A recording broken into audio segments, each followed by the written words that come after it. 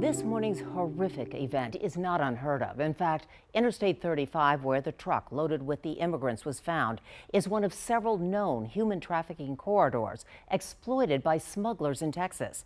Border correspondent Oscar Margain is in Laredo. And Oscar, you're hearing that many times the drivers of the trucks are also victims.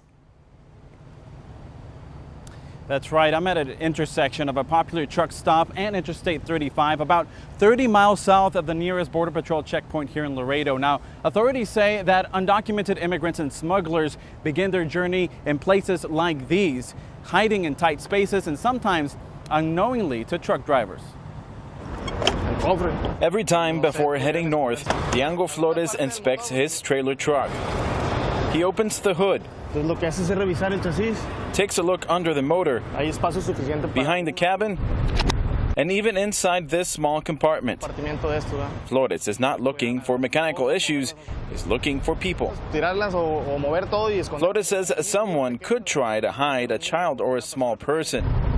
It's a necessary routine, he says. After all, he uses the Interstate 35 to transport goods from Mexico into the U.S. and sometimes all the way to Canada.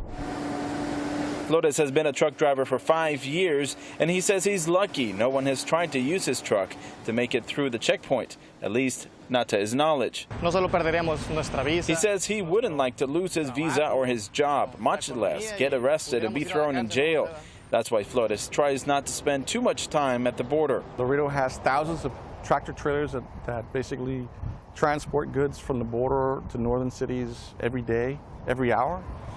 So a lot of the immigrants do hitch a ride unsuspectingly to those truck drivers.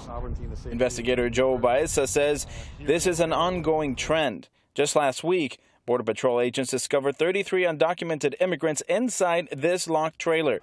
Many times the drivers are involved in human trafficking and resort to deadly measures in order to move people undetected.